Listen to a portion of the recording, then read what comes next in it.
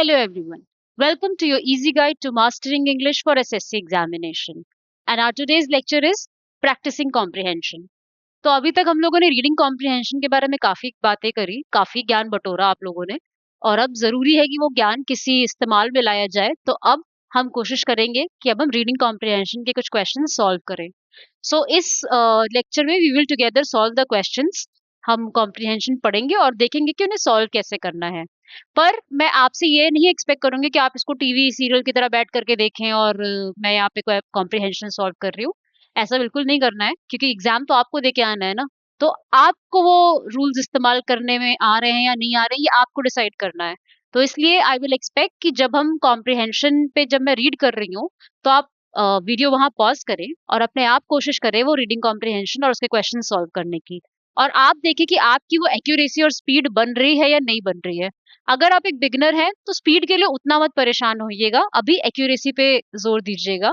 क्योंकि एक्यूरेसी जब आप मेंटेन कंसिस्टेंटली रखते हैं और उसके साथ जब आप अपने प्रैक्टिस का तड़का लगाते हैं, तो स्पीड अपने आप आ जाएगी। ठीक है, तो चलिए शुरू करते हैं। तो ये हमारा पहला पैसेज है और हमने अभी तक ये डिस्कस किया था, हमने ये डिसाइड किया था कि हम पहले जल्दी से क्वेश्चंस पे निगाह डालेंगे और उसके बाद पैसेज पे आएंगे, ताकि हमें पता रहे कि पैसेज में से हमें कौन कौन सी इंफॉर्मेशन खोद के निकालनी है। ठीक है, तो जल्दी से नजर डालते हैं क्वेश्चंस क्या हैं।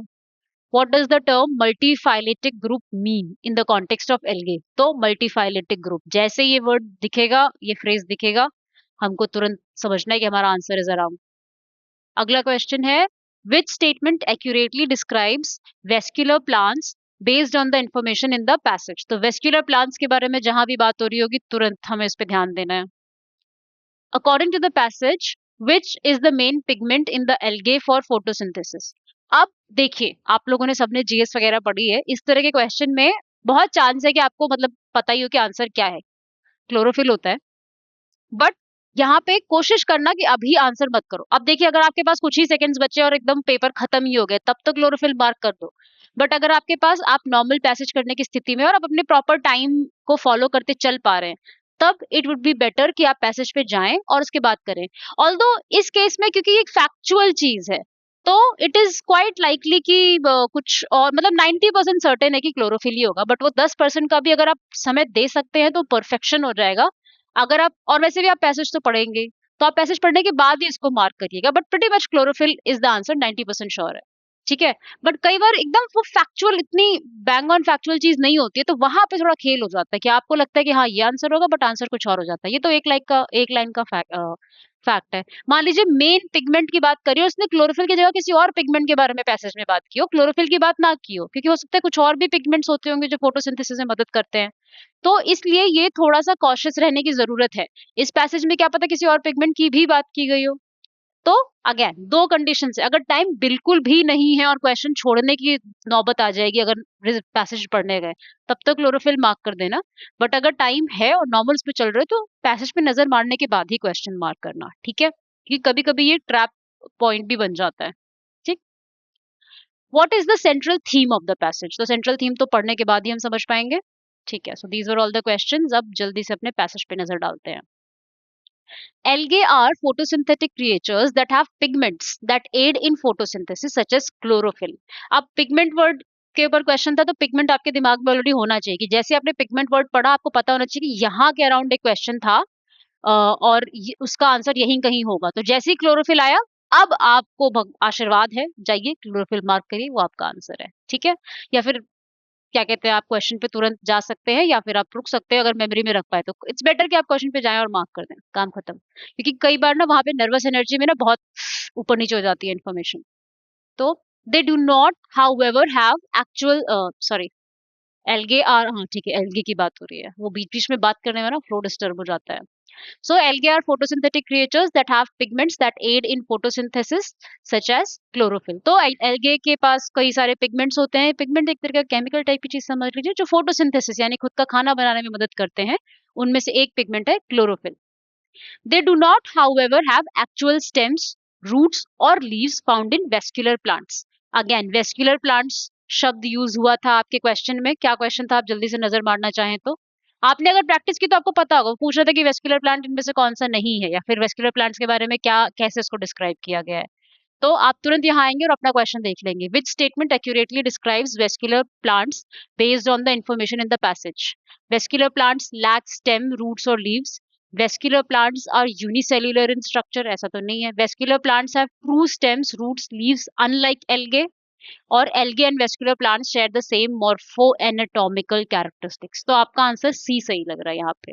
ठीक है, क्योंकि वो लाइन जो है वो लाइन यही कह रही है कि एल्गे की तरह they do not have, algae do not have actual stems, roots और leaves found in vascular plants. यानी कि वेस्कुलर प्लांट्स एल्गे की तरह नहीं है. वेस्कुलर प्लांट्स वो हैं जिनमें स्टेम, रूट और लीव्स होता है, जबकि एल्गे में ऐसा नहीं पाया जाता है. ठीक है, तो यहाँ आपके दो आंसर्स हो गए पहली दो लाइंस में ही. ठीक. While some of them have many cells, others are unicellular. तो कई सारे एल्गेज में कई तरीके के होते हैं. कुछ में बहुत सेल्स होती हैं, कुछ सिर्फ यूनिसेल्युलर होते हैं, यानी एक सेल के प्राणी. They might establish colonies as well. तो कॉलोनी क्या होती है? जहाँ बहुत सारे एल्गे एक साथ रहते हैं. तो वो जैसे हमारी अपनी कॉलोनीज होती है, pretty much like that, but very different also. कि वो बहुत सारे एक साथ कॉलोनीज में रहते हैं. वो कई बार कॉलोनीज में भी रह सकते हैं. The majority of algae are aquatic. Some are terrestrial and they can be found on rocks, trees and moist soil. तो ज्यादातर एल्गे एक्वेटिक होते हैं, यानी पानी में रहते हैं. बहुत सारे जमीन पे भी रहते हैं, वो पत्थर पे, पेड़ पे या गीली मिट्टी में पाए जाते हैं. Certain algae species coexist well with other living things. तो बहुत सारे एल्गे स्पीशीज ऐसे भी होते हैं जो किसी और लिविंग थिंग के साथ मिल करके रहते हैं. जैसे कि lichens. For instance, lichens are symbiotic relationship between green and often blue green algae and fungi. तो एल्गे और फंजाई दो लिविंग ऑर्गेनिजम्स हैं. ये दोनों मिल करके, दोनों में बढ़िया अपना अग्रीमेंट हो रखा है कि भाई तुम खाना बनाना, भाई तुम लाइट लाना, जो भी दोनों मिल करके एक एक फंक्शन दोनों ने ले रखा है, मिल करके दोनों रहते हैं. तो इसको सिम्बायोटिक रिलेशनशिप कहते हैं. ठीक है. Algae are members of multiphyletic group. तो मल्टीफाइलेटिक ग्रुप के ऊपर आपका एक क्वेश्चन था. क्या क्वेश्चन था? What does the term multiphyletic group mean in the context of algae? अच्छा, मल्टीफाइलेटिक ग्रुप को अगली लाइन डिफाइन कर रही. तो आप जब उस टर्म के पास पहुंचे ना, जिससे आपको ध्यान देना है, तो एक लाइन पहले और एक लाइन बाद दोनों पढ़ लेना. ठीक है. तो अब क्योंकि आपका अब आंसर अगली लाइन में आना है कि मल्टीफाइलेटिक ग्रुप का मेंबर एल्गे है, अब ये ग्रुप होता क्या है, ये अगली लाइन बता रही है. ठीक है. This indicates that there is no common ancestor and that species in this category are not necessarily closely related. ठीक, ये आपका आंसर हो गया. What does the term multiphyletic group mean in the context of algae? A. Having common ancestor. B. Being closely related species. C. No common ancestor, not closely related. Or D.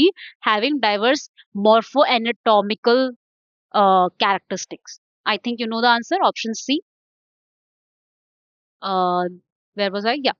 This indicates that there is multiphyletic group. जो ये highlighted है तीसरा, आप इसके आगे से अब हम शुरू कर रहे हैं. This indicates that there is no common ancestor and that the species in this category are not necessarily closely related. यानी कि मल्टीफाइलेटिक ग्रुप के मेंबर होते हैं एल्गे, और मल्टीफाइलेटिक ग्रुप वो होते हैं जिनका में वो लोग होते हैं जिनका कॉमन एंसेस्टर्स नहीं होते हैं. यानी कि उनके जो पूर्वज हैं वो कॉमन नहीं है. और जो स्पीशीज इस कैटेगरी में आती है, ऐसा जरूरी नहीं कि वो बहुत क्लोजली रिलेटेड हो, एक दूसरे से आपस में बहुत क्लोजली जुड़े हुए हो, क्योंकि उनके पूर्वज अलग अलग हैं, तो फिर वो बहुत क्लोजली एक दूसरे से जुड़े हुए हो, ऐसा जरूरी नहीं है. जैसा कि हम अभी तक देखते भी आए हैं, कोई पानी में रहता है, कोई धरती पे रहता है, कोई यूनिसेल्युलर है, कोई मल्टीसेल्युलर है, तो हम देख रहे हैं इनमें बहुत से अंतर होते हैं. ठीक. They do not have other morphoanatomical characteristics typical of vascular plants, but they do have one thing in common. They are eukaryotes with the principal pigment being chlorophyll, which allows them to perform photosynthesis. अब यहाँ पे देखिए मोटे मोटे शब्द भी आ गए, morpho anatomical characteristics और ये वो. आप देख रहे हैं आपके ऑलरेडी 3 क्वेश्चन सॉल्व हो चुके हैं. अब आपका सेंट्रल थीम का ये क्वेश्चन बचा है. तो ये शब्द आपको से डरना नहीं है. ये बड़ा सा आधी लाइन बराबर का वर्ड ये अगर आ भी जाए ना, तो ये मोस्टली खाली बच्चों को परेशान करने के लिए ही होता है कि 2 सेकंड तुम इस पर टाइम वेस्ट करोगे, क्या मॉर्फो, क्या एनो, क्या ऐसे करके. ये खाली वो स्पीड ब्रेकर है. तो इससे परेशान नहीं होना है, क्योंकि अगर आप बहुत ही फोकस तरीके से पढ़ेंगे ना, तो आपके देखिए 3 आंसर्स बन गए. चौथा, अगर आपको पैसेज पूरा समझना है, आपको समझ में आ by now also you would know कि एल्गे के ही बारे में पूरा पैसेज है कि एल्गे ऐसा होता है, वैसा होता है, ये होता है, वो होता है. तो सेंट्रल थीम कुछ एल्गे के अराउंड ही होगा, कुछ और खासा अलग से बात नहीं की गई है. तो ये जो बाकी के वर्ड्स आपको नहीं भी समझ में आ रहे हैं, do not be scared of them, जैसे यूकैरियोट्स वगैरह, हो सकता है कुछ लोगों ने जीएस में पढ़ा और उनको पता हो इसका मतलब, जिनको नहीं भी पता है इससे डरना नहीं है, ठीक है। तो अब आगे ये बोल रहा है कि उनमें बहुत सारों में मॉर्फो एनाटॉमिकल कैरेक्टरिस्टिक्स मतलब उनकी फिजिकल कैरेक्टरिस्टिक्स, उनकी बॉडीली कैरेक्टरिस्टिक्स, स्ट्रक्चर उनका वगैरह, जरूरी नहीं है कि वेस्कुलर प्लांट्स जैसा हो, पर एक चीज जो कॉमन है कि वो यूकैरियोट्स होते हैं और उनमें क्लोरोफिल पाया जाता है, ठीक है, which allows them to perform photosynthesis. But उन सब में क्लोरो, क्योंकि एल्गे में सभी क्लोरोफिल, सभी एल्गे में वेस्कुलर प्लांट्स की ही तरह क्लोरोफिल पाया जाता है, यूकैरियोटिक सेल्स होती हैं, तो वो परफॉर्म कर सकते हैं फोटोसिंथेसिस और अपना खाना बना सकते हैं, ठीक। Phycology is the scientific name for the study of algae. Algaes की स्टडी को फाइकोलॉजी कहते हैं। The blue green algae is one example of a reference, but some sources do not classify them as algae because they are prokaryotes. तो हमने देखा कि algae mostly eukaryotes होते हैं, बट एक ऐसा एल्गे है जिसको एल्गे मानते तो हैं, क्योंकि और उसको ब्लू ग्रीन एल्गे कहते हैं, पर बहुत सारे सोर्सेज में उसको एल्गे मानते भी नहीं है क्योंकि वो प्रोकैरियोट्स होते हैं, ठीक है। अब देखते हैं, हमारा पहले ये क्वेश्चन हो गया, मतलब एक बार क्वेश्चंस पे नजर डाल लेते हैं जस्ट सो कोई कंफ्यूजन ना हो आप लोगों को। What does the term multiphyletic group mean in the context of algae? C, no common ancestors, not closely related. Option C इसका सही जवाब है। Which statement accurately describes vascular plants based on the information in the passage? इसका भी सी सही जवाब है। Vascular plants have true stems, roots and leaves unlike algae. Option C, according to the passage, which is the main pigment in algae for photosynthesis? इसका है option A answer, that is chlorophyll. Question कितना number का question है मैं भूल गई, I lost track. What is the central theme of the passage? The prokaryotic nature of blue green algae? नहीं, नीचे जाकर के एक बार आखिरी लाइन में पहली बार प्रोकैरियोटिक वर्ड इंट्रोड्यूस हुआ है, सेंट्रल थीम तो नहीं हो सकता ये। The anatomy of vascular plants? नहीं, मुद्दा वेस्कुलर प्लांट्स नहीं है, वेस्कुलर प्लांट्स को तो खाली कंपैरिजन के लिए यूज किया कि उसकी तरह है उसकी तरह नहीं है, असली मुद्दा वेस्कुलर प्लांट्स तो नहीं है। The symbiotic relationship between algae and fungi? एक लाइन बात की गई है कि भाई एल्गे ऐसे ऐसे ऐसे होते हैं और ऐसे भी रह रहे होते हैं, तो एक लाइन का भी ये सेंट्रल थीम तो नहीं हो सकता। Option D, the diversity and characteristics of algae. तो पूरे तो राम कथा एल्गे के बारे में है ये कि भाई एल्गे ऐसे होते हैं ऐसे नहीं होते हैं, इसके साथ मिलके रहते हैं, कॉलोनी में रहते हैं, ये प्रोकैरियोटिक होते हैं एक ठो, ज्यादातर यूकैरियोटिक होते हैं। तो ये सब पूरी बातें सिर्फ एल्गे और उसकी डाइवर्सिटी, उसके अलग अलग प्रकार के एल्गे के बारे में बात की गई है। So option D is the correct option, ठीक है। I hope it was simple enough for you. If it was तो चलो भाई अगला वाला भी कर लो। तो पहले जल्दी से क्वेश्चंस पे नजर डालते हैं। क्वेश्चंस पे नजर साथ में डालना, जब मैं पैसेज पे आऊंगी तब वीडियो पॉज करना और पैसेज पढ़ना, ठीक है। तो select the most in appropriate synonym of the word inherent. अब आपको इनहेरेंट का मतलब पता है तो आप यहाँ सॉल्व कर सकते हैं इनहेरेंट, क्योंकि वर्ड का मीनिंग तो नहीं चेंज हो जाएगा। फिर what is the meaning of the phrase a clarion call in the passage? अब ये फ्रेज जैसी आएगा आपको ध्यान रखना है, अ क्लैरियन कॉल याद रखना है दिमाग में। Select the most appropriate option to fill in the blank number 1. Okay. Select the most appropriate option to fill in the blank number 2. Okay. ठीक है, so these were the questions. अब हम जल्दी से अपना पैसेज रीड करते हैं। अब जब मैं रीड कर रही हूँ तो आई वुड सजेस्ट कि आप वीडियो पॉज करें और आप खुद भी ये पैसेज खुद से रीड करें, इसको समझें और कोशिश करें कि क्वेश्चन सॉल्व हो, ठीक है। मैं एक बार यहाँ पे आपके मतलब जो ये चीज करना चाहते हैं उनके लिए पहले एक बार पैसेज खोल रही हूँ। आई वुड रिक्वेस्ट कि आप इसको यहाँ पे पॉज करें और फिर मैं क्वेश्चंस पे भी आऊंगी ताकि आप पॉज कर करके उसको कर सके, मतलब सॉल्व कर सके अपने आप से, वरना मेरे साथ करने में थोड़ा डिस्टरबेंस होगा। So maybe pause the video, read the passage, ठीक है। Now pause the video, read the question. Now pause the video, read another question. Now again pause the video and read the other question and the last question, pause the video and read this question, ठीक है। अब हम passage पे आते हैं, ठीक है। So now let's read the passage. The French Revolution is a revolutionary movement that occurred in France between 1787 and 1799 and reached its dash in 1789. तो फ्रेंच रेवोल्यूशन की बात हो रही है, ये क्रांतिकारी मूवमेंट था, रिवोल्यूशनरी मूवमेंट था जो कि 1787 से 1799 के बीच में हुआ। End of course French revolution नाम है तो फ्रांस में ही हुआ होगा। And it reached it's dash in 1789। तो एक क्रांतिकारी मूवमेंट इतने से इतने में हुआ था, अपने डैश पे ये 1789 में पहुंचा। क्या लगता है क्या होगा? कुछ आइडिया आ रहा है? ठीक है। This revolution had many causes but the most important of all was dash of bourgeoisie. तो इसके बहुत सारे कारण थे इस क्रांति के, पर सबसे इंपॉर्टेंट कारण जो था वो डैश ऑफ बुर्जुआजी था, who were merchants, manufacturers and professionals. तो बुर्जुआजी एक समझ लीजिए एक श्रेणी है सोसाइटी में, आपके अमीर लोग हैं, गरीब लोग हैं, मध्यम वर्गीय लोग हैं। तो बुर्जुआजी मध्यम वर्गीय लोग हैं, जिसमें मतलब अपर मिडिल क्लास जिसको हम कह सकते हैं, जिसमें मर्चेंट्स, मैन्युफैक्चरर्स, प्रोफेशनल्स, आपके ये सब लोग आते थे, सेठ, महाजन, और जो इस तरह के नौकरी करने वाले लोग हैं, नोबेल्स या हाई क्लास नौकरी वाले लोग, ये आते थे बुर्जुआ श्रेणी में। ठीक है। The peasants, many of them landowners, wanted to get rid of the practices of absolute monarchy and feudalism. तो peasants जो basically किसान और जो थोड़े निचले दर्जे श्रेणी में आते थे सोसाइटी में, नॉट क्योंकि वो कुछ कम थे, बट बिकॉज वो गरीब पैदा हुए थे और एक अमीर घराने में पैदा नहीं हुए थे, तो वो किसान वगैरह वो सब आते थे।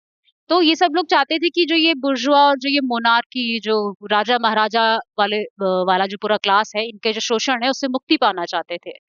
तो एक तो ये कारण हो गया इस क्रांति का। Another factor was an increase in population due to decreased mortality rates. अब लोगों के मोर्टेलिटी रेट यानी कि उनके मरने का रेशियो, किस रेट पे लोगों की डेथ हो रही है, वो कम हो गया, तो ज्यादा पॉपुलेशन में बढ़ोतरी आने लगी। पॉपुलेशन में बढ़ोतरी आने लगी तो उनकी नीड्स, उनकी रिक्वायरमेंट्स बढ़ने लगी।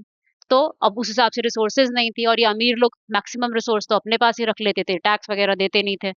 तो ये भी एक गुस्सा था पेजेंट्स वगैरह में। It was followed by economic predicament and minor revolts were common. Economic predicament, predicament का क्या मतलब होता है? predicament मतलब कोई आपदा, इकोनॉमिक आपदा, आपदा यानी कोई इकोनॉमिक, जैसे हमारे यहाँ से कोई इकोनॉमिक शॉक लगा, से डिमोनेटाइजेशन, नॉट सेइंग पॉजिटिव और नेगेटिव, बट डिमोनेटाइजेशन एक इकोनॉमिक शॉक था, एक इकोनॉमिक, एक तरीके से बहुतों के लिए आपदा भी थी, जो जिनको कुछ बहुत दिनों तक परेशानी उठानी पड़ी। तो इस तरीके से कोई ये एक इकोनॉमिक, आर्थिक है, क्योंकि इकोनॉमिक नेचर की है ना, ये कोई नेचुरल कोई साइक्लोन या कोई बाढ़ जैसी चीज नहीं है, ये इकोनॉमिक है, आर्थिक शॉक है ये। तो ऐसे बहुत से उस समय के फ्रांस में कुछ ऐसे आर्थिक आपदाएं आई, और कुछ छुटमुट क्रांतियां आती रहती थी। ठीक है, ये बहुत कॉमन था उस समय में। This led to a clarion call. अच्छा, क्लैरियन कॉल पे आपका क्वेश्चन है, तो यहाँ पे आपको ध्यान देना है। This led to a clarion call for social reforms. तो अगर बहुत सारी प्रॉब्लम्स हो रही हैं और इस इन सब की वजह से एक कॉल ली गई, यानी कि एक डिक्लेरेशन सा लिया गया। When we look at the options we'll understand, in fact we should look at the options. अब क्लैरियन कॉल का क्या मतलब है कि डेक्लेरेशन ऑफ वॉर, कोई वॉर तो हो नहीं रही है यहाँ पे, तो मतलब प्रॉब्लम्स हो रही है लोगों को, और उन्होंने सोचा कि क्लैरियन कॉल ने, तो वॉर तो नहीं हो रही है, वॉर तो दो राज्यों के बीच में होती है ना, तो वैसा तो कोई सीन नहीं है। Beginning of a new phase, अभी कोई नया फेज भी बिगिन नहीं हो रहा है, ये तो हमें डिस्क्रिप्शन दिया जा रहा था कि इस तरह का सिचुएशन चल रहा है, आर्थिक आपदा, ये छोटी छोटी क्रांतियां हो रही हैं। अ कॉल फॉर फोर्सेस, कौन सी फोर्सेस, कोई सेना वगैरह की बात तो नहीं की है हमने, तो ये भी नहीं होगा। और चौथा, a strongly expressed demand. Now this sounds like a decent option, क्योंकि हमें ये दिख रहा है कि बहुत सारी प्रॉब्लम्स हो रही हैं, पेजेंट्स वगैरह को छोटे छोटे कुछ ना कुछ आर्थिक परेशानियां बढ़ रही हैं, तो अ क्लैरियन कॉल ली गई कि भाई एक तो अब हम, बहुत हो गया, अब हम कुछ मिल करके एक क्लैरियन कॉल लेते, एक स्ट्रांगली डिमांड, एक स्ट्रांगली एक्सप्रेस्ड डिमांड के फॉर्म में अपनी बातें कहते हैं। ठीक है। where were we? Clarion call. Hmm. Increase in the population, decrease mortality rate. Okay, this led to a clarion call for social reforms. Intellectuals like Rene Descartes wrote about new things, about political, social and economic matters. तो अभी जब भी क्रांति आनी होती है ना, तो जो वो ये स्कॉलर लोग होते हैं, एक्सपर्ट लोग होते हैं, ये पूरा भर भर के न्यूज़पेपर में छापना शुरू करते हैं, ये कर दो, वो कर दो, राजा ने ये गलत किया, बुर्जुआ ने ये गलत किया। तो रेने डिकार्ट भी उसमें से एक एक्सपर्ट, एक स्कॉलर थे, एक फिलोसोफर थे। तो उन्होंने काफी सारी चीजें पॉलिटिक्स के बारे में, सोसाइटी के बारे में, इकोनॉमिक्स के बारे में लिखना शुरू किया, कि जहाँ पेजेंट्स, किसान वर्ग इतना काम कर करके परेशान है, फिर भी उसे भरपेट खाना नहीं मिलता है, किंग्स वगैरह पार्टीज कर रहे थे, ये सब बातें किसान को पता कैसे चलेंगी, ये जो बड़े बड़े स्कॉलर्स हैं यही सब बताते हैं। तो इन्होंने पेपर वगैरह में ये सब लिखना शुरू किया, पॉलिटिक्स के बारे में, सोसाइटी के बारे में, इकोनॉमिक्स के बारे में, कि देखो ये सब चल रहा है, बेचारे किसानों तुम लोग कितना परेशान हो, असलियत देखो क्या हो रही है। A fundamental political and societal change was to occur. अब लग रहा है कि भाई लोग परेशान हैं, कुछ ना कुछ छोटा मोटा आर्थिक आपदा आ ही रही है, और ये भरते जा रहे हैं एक्सपर्ट्स वगैरह, पूरी एकदम रियलिटी इनके सामने लिख करके दे रहे हैं कि तुम्हारी जो परेशानी है इसका कारण ये है कि तुम टैक्स दे रहे हो, तुम सारा काम कर रहे हो, पर जो और लोग हैं वो ढंग से पॉलिसी नहीं बना रहे हैं, वो सारा पैसा अपने पास रख ले रहे हैं। तो ये सब देख रहे हो कैसे सारी चीजें एक के साथ एक मिलती जा रही हैं। The French Revolution played a fundamental okay, sorry. The French Revolution played a critical role in shaping modern nations by showing the world the power inherent in the will of the people. तो अब basically इसका ये मतलब है कि ये सब मिलजुल करके फाइनली लोगों ने क्रांति बोली, लोगों ने कहा कि बस बहुत हो गया, अब हम जो भी ये पावर में है इनको हटाएंगे और हम खुद की सरकार बनाएंगे। इस तरीके से फ्रेंच रेवोल्यूशन आया, और फ्रेंच रेवोल्यूशन ने सिर्फ फ्रांस ही नहीं पूरी दुनिया भर के देशों को, बहुत उनके अंदर होने वाली और भी बहुत सी क्रांतियों को उसने इंस्पायर किया, और इस तरीके से फ्रेंच रेवोल्यूशन बहुत इंपॉर्टेंट है। अब जो लास्ट लाइन में है कि the French Revolution played a critical role in shaping modern nations by showing the world the power inherent in the will of the people, कि उसने कैसे इंस्पायर किया दूसरे मॉडर्न नेशंस को इंस्पायर करने में, बाय शोइंग द वर्ल्ड, दुनिया को ये दिखाया कि पावर जो है which is inherent in the will of the people, जो कि लोगों के विल में, लोगों के मत में अंदर इनहेरेंट है, उसमें पाई जाती है, उसमें नेचुरली पाई जाती है। ठीक है, अब देखते हैं इनहेरेंट वाला क्वेश्चन क्या था। ओ, पहला ही क्वेश्चन है, select the most appropriate synonym of the word inherent. Artificial का तो कोई मतलब नहीं है, विल पावर, लोगों के अंदर वो पावर आर्टिफिशियल होगी तो कैसे आएगा कोई क्रांति। बोरोड भी होगी, मांग के तो कोई, तुम अगर अपने अंदर विल पावर लाना चाहोगे तो कोई क्रांति नहीं आएगी। इनसाइटेड पे तुम शायद कंफ्यूज हो सकते हो कि the power inherent in the will of the people, तब भी इनसाइटेड का मतलब तो समझ में नहीं बैठ रहा है। नेचुरल, कि भाई उस फ्रेंच क्रांति ने लोगों को दिखाया, और दुनिया के और देशों को ये दिखाया कि लोगों के जो विल में पावर है, लोगों के अगर लोग एकजुट हो जाए और उनकी वो जो सोच है, उनकी विल पावर है, उनका जो मत है, उसमें जो पावर है ना, फिर वो तो बहुत कुछ भी कर सकता है।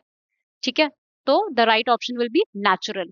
तो आपका पहला question, select the most appropriate synonym for the word inherent, the right option will be option 4 natural. फिर what is the meaning of the phrase a clarion call in the passage? So option 4 a strongly expressed demand. अगला question, select the most appropriate option to fill in the blank.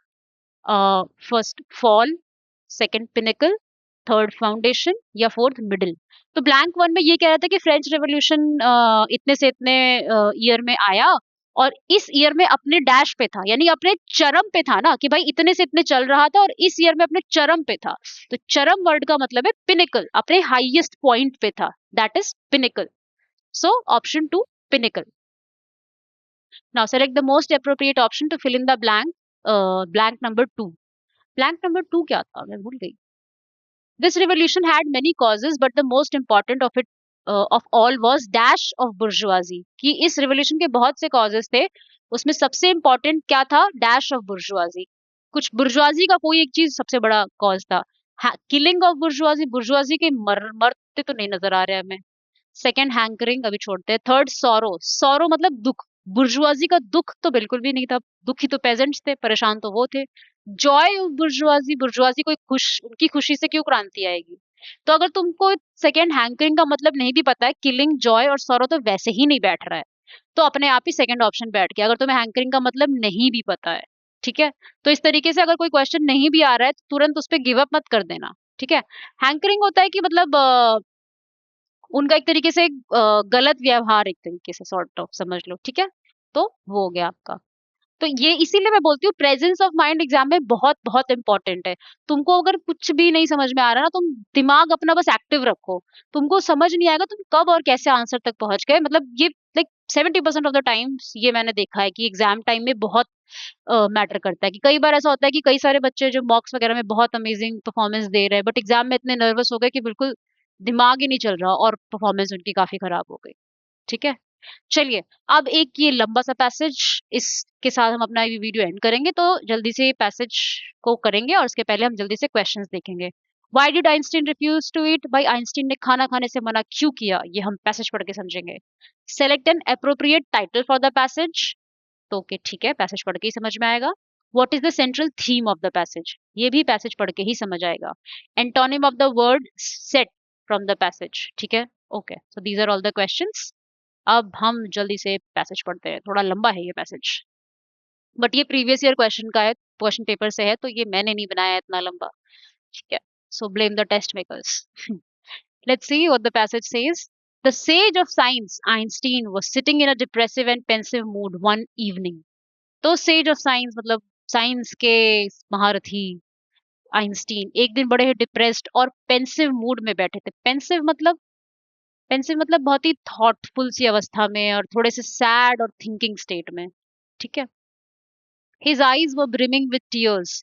उनकी आंखें एकदम ऐसे आंसुओं से भरी हुई थी। ब्रिमिंग मतलब आंखों में एकदम बाहर नहीं आए, एकदम आंखों में एकदम भरा हुआ है, ठीक है। जैसे कोई चीज brimming, a cup brimming with T, मतलब कप के एकदम टॉप मोस्ट लेयर तक चाय भरी है कि बस अब एक चम्मच और डालिए और चाय बाहर आ जाएगी, बट अभी बाहर नहीं आई है, एकदम भरा हुआ है, ठीक है। तो his eyes were brimming with tears, the pain was evident on his face. Evident word हमने वोकैब में करेंगे, सॉरी, apparent evident, तो the pain was evident on his face, इनके फेस पे वो पेन बिल्कुल साफ जाहिर हो रहा था। He peeped out of the window of his room. The sun had set a few minutes back. तो आइंस्टीन अपने कमरे में बैठे हुए हैं और बहुत दुखी बैठे हैं। He peeped out of window मतलब अपने विंडोज, अपने कमरे की खिड़की में से बाहर झांका। पीप आउट करना, झांकना, ठीक है। सन सेट हो चुका था, सूर्यास्त को हुए कुछ मिनट्स बीत चुके थे। The sky was filled with a reddish glow. अब जब सूर्यास्त हो रहा था तो वो लाल लाल सा स्काई हो जाता है ना, तो ये उसकी बात कर रहा है कि the sky was filled with a reddish glow. At this sunset he felt that it was humanity that had sunk into devilish darkness, and the reddish glow in the sky was blood of humanity spilling all over the sky from earth. तो अभी मतलब ये इनकी actually emotions हैं जो वो feel कर रहे हैं, तो इनका ऐसा लग रहा है कि जो लाल लाल सा लालिमा है स्काई की, ये एक तरीके से ह्यूमन ब्लड है। और जो डार्कनेस धीरे धीरे बढ़ रही है सूर्यास्त के साथ, ये एक डेविल, ये एक शैतानी सी ताकत है कि ये जो ह्यूमैनिटी है वो शैतानी ताकत के आगोश में आती जा रही है, और जो ये लालिमा है ये ह्यूमन के ब्लड को सिंबलाइज कर रही है, क्योंकि उनके थॉट्स जरूर ऐसे डिप्रेस्ड से है ना, तो उनको ऐसा फीलिंग आ रहा था सनसेट को देख, ठीक है। With tired steps he walked back to his chair and settled down. अब वो बहुत मतलब इस इमोशन से भरा हुआ था, तुम समझ सकते हो कैसे एकदम धीरे धीरे थके हुए स्टेप्स के साथ आगे बढ़ रहे थे और अपनी कुर्सी पे जाके बस बैठ गए। It was on 9th of August 1945. 3 days back he had felt the same agony as if someone had torn him apart. तो ये 9 अगस्त 1945 की बात है। 3 दिन पहले भी उनको इसी तरीके की एक एगनी मतलब बहुत डीप पेन, ठीक है, बहुत गहरा दर्द उनको ये फील हुआ था, जैसे किसी ने उनको टॉर्न हिम अपार्ट, मतलब उनको ऐसे अंदर से चीर दिया हो, ठीक है। टॉर्न अपार्ट करना, चीरना, you can tear a paper, tear का पास टॉर्न होता है, ठीक है। सो टोर हिम अपार्ट या टॉर्न हिम अपार्ट मतलब उनको अंदर से चीर दिया था। He was deeply hurt and depressed when he heard on the radio that America had dropped an atom bomb on the Japanese city Hiroshima. तो अब हमें समझ में आया कि वो इतने दुखी क्यों हैं, कि उनको 3 दिन पहले भी ऐसा ही गहरा दर्द हुआ था जब उन्होंने अमेरिका का जो जापान पे हिरोशिमा पे एटम बम गिराया था उसकी न्यूज सुनी थी रेडियो पे। Today, within 3 days after the bomb was dropped on another city, Nagasaki, and lakhs of people had been killed. अब 3 दिन पहले हिरोशिमा पे गिराया था, 3 दिन बाद अनदर सिटी नागासाकी पे गिराया और लाखों लोगों की इसमें मृत्यु हो गई। He had heard that blast released so much energy that it had paled all past destructions in the comparison, and death had played out a pitiable dance of destruction. तो इतना इतना बड़ा और इतना घातक रूप था उस अटैक का कि मतलब अभी से जितने भी पहले के जितने भी वॉर्स वगैरह में डिस्ट्रक्शंस हुए हैं वो कुछ नहीं थे इसके सामने, जितना इस बॉम्ब ने डिस्क्रिप्शन किया। तो जो ये लाइन है ना कि that it पेल्ड all past destruction, पेल्ड मतलब कि बाकी सब इसके सामने एकदम हल्के लग रहे थे, इतना बड़ा डिस्ट्रक्शन था। पेल्ड ऑल डिस्ट्रक्शन मतलब इसके सामने बहुत हल्के लग रहे थे पीछे के कोई भी वॉर का कोई भी डिस्ट्रक्शन, ठीक है। And death had played out a pitiable dance of destruction, मतलब और मौत का जैसे बोलते हैं ना मौत का नंगा नाच, तो मौत का वैसा एक ऐसा मंजर था इस पूरे हिरोशिमा और नागासाकी की सिटी में एटम बॉम्ब के गिरने के बाद। The flames that broke out of the bomb were burning, melting and exploding building. इतना मतलब आपको पता है कि एटम बम के साथ क्या होता है कि बहुत बहुत सुपर एक्सट्रीम टेम्परेचर हो जाता है, तो उसकी वजह से जो पूरी वो जो फ्लेम्स मतलब कि वो जो आग की लपटें होती जो लपटें थी उसकी वजह से burning, melting and exploding of city हो रहा था। बिल्डिंग्स जल रही थी, मेल्ट हो रही थी, पिघल रही थी मतलब कि, और वो फटक रही थी। एक्सप्लोडिंग मतलब फटना, ठीक है, बिल्डिंग्स का। वो पढ़ने में कितना अजीब लग रहा है। Scared of the heat of the bomb, people had jumped into lakes and rivers. But the water was boiling and people too were burnt and killed. तो जब लोगों ने देखा कि कितनी हीट प्रोड्यूस हो रही है और कितना सब कुछ जल रहा है, तो लोगों ने अपनी जान बचाने के लिए पानी में छलांग लगाई। बट टेम्परेचर इतना ज्यादा था कि पानी भी बॉयल कर रहा था, और लोग उस बॉइलिंग वाटर में भी सब मर गए। ऐसा नहीं था कि तुम पानी से कुछ भी ठंडक या राहत मिले, नहीं, पानी भी बॉयल कर रहा था, इतना एक्सट्रीम टेम्परेचर था। The animals in the water were already boiled to death. अब जो पानी में ऑलरेडी जानवर थे वो तो मतलब उबल के एकदम मर गए। Animals, trees, herbs, fragrant flowering plants were all turned into ashes. जानवर, पेड़, पौधे, ये सब राख में बदल गए। The atomic energy destruction had just not stopped there. अब यहाँ पे चीजें रुक नहीं गई। It had entered the atmosphere there and had spread radiation that would affect people for generations to come and would also bring about destructive, irreversible biological changes in animals and plants. तो ऐसा नहीं कि वो जिस दिन बम गिरा उस समय तक का ही ये डिस्ट्रक्शन था। ये एटमॉस्फेयर में रेडियो एक्टिव मटेरियल, यानी कि जो बॉम्ब जिस तरीके से बनता है वो एक यूरेनियम से बनता है, उससे रेडियो एक्टिव मटेरियल रिलीज होता है, वो एटमॉस्फेयर में जाके मिल गया और वहां की हवा में एक तरीके से मिल गया, साफ भाषा में बोले तो। और उसके बाद जनरेशन्स तक, पुश्तों तक जो भी वहां पे लोग पैदा होते रहे हैं, वो उसके लिए वो से इम्पैक्टेड होते रहे। उन सबको उसका मतलब बहुत लेट टाइम तक, मतलब ये बात तो मतलब सब साइंटिफिकली ट्रू फैक्ट्स लिखे हुए हैं यहाँ पे इस पैसेज में कि ये सब बातें सही हैं कि जनरेशन तक, पुश्तों तक इस चीज का असर वो फील करते रहे। इरिवर्सिबल बायोलॉजिकल चेंजेस का मतलब है जो रिवर्स मतलब पीछे जाना, इरिवर्सिबल मतलब पीछे ना जाना, यानी कि जो बदल नहीं सकता। कि ऐसा नहीं कि कुछ ऐसे बायोलॉजिकल उनके अंदर चीजें आई हैं तुम दवा पानी से वो ठीक हो जाए, वो कभी ठीक नहीं हो सकते। मतलब मैंने पढ़ा था कि शायद बहुत सारे बच्चे जो आगे पैदा हो रहे थे वो ट्विस्टेड पैदा हो रहे थे, मतलब टेढ़े मेढ़े से पैदा हो रहे थे। अब उसका क्या कर सकते हैं, वो वैसे उनके अंदर उनकी बॉडी ऐसा डेवलप हो चुकी है क्योंकि शायद उनके पेरेंट्स ने वो रेडियो एक्टिव एयर ब्रीथ की और भी बहुत सारे केमिकल्स ब्रीथ किए, जिससे उनके अंदर उन बच्चों के बॉडी मतलब बायोलॉजिकल मेकअप में ही बदलाव आ गए, और वो बदल बदल नहीं सकते, वो वैसा ही चलने वाला है जो भी उस जगह पे रह लिया है। ठीक है, क्योंकि वहां हवा से लेके हर एक चीज जहरीली हो चुकी थी। As the news of the atomic attack reached Einstein and he became aware of the glaring horror of the abuse of atomic energy, his distress and restlessness knew no bounds. और जब आइंस्टीन को इस news के बारे में पता चला तो वो बहुत ही ज्यादा एंग्शियस और बहुत ज्यादा इस चीज से रेस्टलेस हो गए। अब ग्लेरिंग हॉरर का मतलब क्या है कि बहुत ज्यादा भयावह, इस जो पूरी एटॉमिक एनर्जी और जो पूरा अटैक था इसका जो भयावह असर रहा है। Aware of the glaring horrors मतलब उसके अवेयर होना उसके भयावह असर के बारे में। डिस्ट्रेस तो आपको पता होगा, मतलब स्ट्रेस वर्ड से समझ लीजिए, डिस्ट्रेस उनका स्ट्रेस एक तरीके से, और रेस्टलेसनेस मतलब कि उनके अंदर एक एंग्शियसनेस, एक बहुत ज्यादा वो रेस्टलेस हो गए, बहुत ज्यादा एंग्जाइटी उनको होने लगी। मतलब इट न्यू नो बाउंड्स मतलब लिमिटलेस, बहुत ज्यादा वो एंग्शियस हो गए और बहुत ज्यादा आ, आ, उत्तेजित फील करने लगे वो, ठीक है। He could not control himself and picked up his violin to turn his mind onto the other things. अब मतलब इतना ज्यादा एंग्शियस फील हो रहा है, इतने उत्तेजित फील कर रहे थे, तब उनको लगा कि यार कुछ तो करूं वरना पागल हो जाऊंगा। तो अपना वायलिन जो होता है उसको उठा करके वो बजाने लगे ताकि उनका माइंड थोड़ा डिस्ट्रैक्ट हो इस न्यूज से। While playing the violin, he tried to dissolve his distress in its sad notes, but he couldn't. तो एक वो जब आप कोई इंस्ट्रूमेंट बजाते हैं तो उसमें उसकी सैड म्यूजिक भी निकल सकती है, हैप्पी म्यूजिक भी निकल सकती है। तो वो सैड, उनको लगा कि शायद वो वायलिन बजाएंगे और उसके सैड म्यूजिक में वो अपना जो ये दर्द है उसको शायद थोड़ा उससे डिस्ट्रैक्ट हो पाएंगे, बट ऐसा कुछ हुआ नहीं। He was burning on the embers of destruction, his heart was filled with an ocean of agony, agony deep pain. Embers of destruction मतलब कि वही वो पूरा जो नजारा था डिस्ट्रक्शन का, जो उनके जिसके बारे में वो सुन रहे थे, जो उनके दिमाग में पेंट हुआ था। His heart was filled with an ocean of agony, and tears just continued streaming uncontrollably out of his eyes. Streaming मतलब आंखों से आंसू बह रहे थे। उनका जो ओशन ऑफ एगनी था, उनका जो पूरा समंदर था दर्द का, वो पूरा ओशन ऑफ एगनी की वजह से टीयर्स बहे जा रहे थे उनकी आंखों से अनकंट्रोलेबली, मतलब को कंट्रोल भी नहीं कर पा रहे थे इतना ज्यादा कि बस आंसू बहे ही जा रहे थे। Night had fallen. His daughter came up and asked him to eat something, as he had not taken anything for the last 4 days.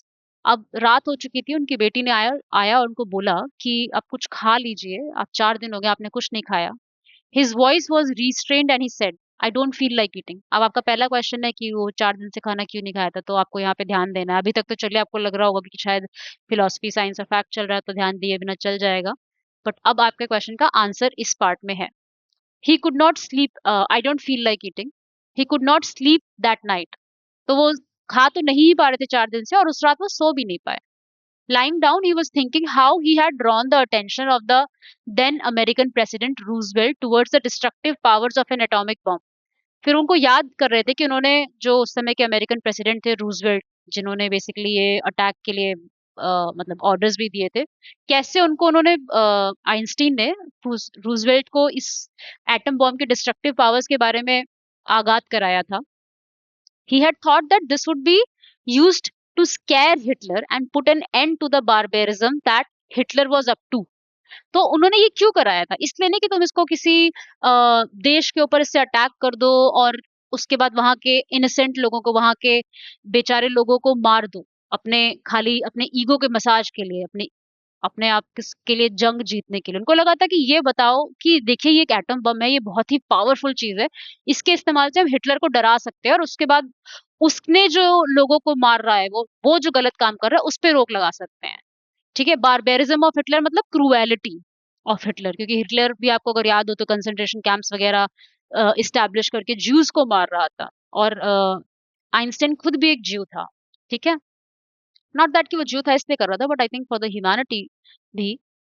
However, Roosevelt kept him in the dark and made false promises. तो वो उन्होंने basically Einstein ने Roosevelt को atom bomb से introduce करवाया इस purpose से कि आप हिटलर को रोकिए, और रूजवेल्ट ने भी बहुत हाँ हाँ कर दिया और उनको डार्क में रखा, यानी उनको अंधेरे में रखा और उनको बोला कि हाँ हाँ हम ये सिर्फ हिटलर के अगेंस्ट ही यूज करेंगे, उसको डराने के लिए, वो भी, और यूज भी नहीं करना है। Eventually, he had abused Einstein's equation of E is equals to mc squared that resulted in the destructive experiments. तो बेसिकली आइंस्टीन ने जो ये इक्वेशन दी थी E is equals to mc squared, जिस जिसने शुरुआत की और जिसकी वजह से एटम बॉम्ब बन सका, उस फॉर्मूले को एंड इन्होंने रूजवेल्ट साहब ने बहुत गलत तरीके से इस्तेमाल किया। His actions had made science and scientists as murderers. उसके इन एक्शंस की वजह से साइंस और साइंटिस्ट्स मर्डरर्स बन गए थे। ये जो जिन्होंने ये एटम बॉम्ब बनाया, जिसकी वजह से इतने इतने बुरी तरीके से लोगों की मौत हुई और जनरेशंस तक लोग इसके लिए सफर करते रहे, वो सब मर्डरर्स ही तो हो गए ना, ऐसा बॉम्ब बनाने वाले लोग। Einstein kept on thinking for a long time. Eventually he slipped into sleep. When he woke up at dawn, there was a new dawn in him too. The atomic threat has transformed his heart.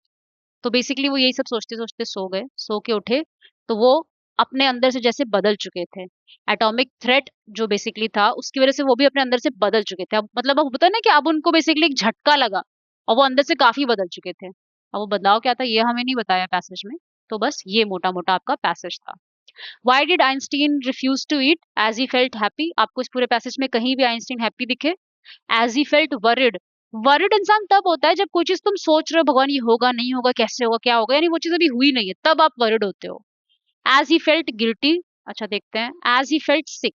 वो सिक feel कर रहे हैं क्या? नहीं, वो सिक तो नहीं feel कर रहे, he is absolutely fine, he is feeling guilty, क्योंकि जैसा कि वो लाइन लिखी थी कि साइंटिस्ट्स को मर्डरर बना दिया, तो उनको ऐसा लग रहा था उनके दिए हुए फॉर्मूले से ये एटॉमिक बॉम्ब बना है, तो कहीं ना कहीं वो भी इन लोगों की हत्या में शामिल हैं। अगर उन्होंने ये फॉर्मूला ना बनाया होता और ये बॉम्ब ना बना होता तो फिर तो ये लोग नहीं मरते, है ना। तो option C, sorry third option, that is he felt guilty, इसीलिए वो 4 दिन से खाना नहीं खा पा रहे थे।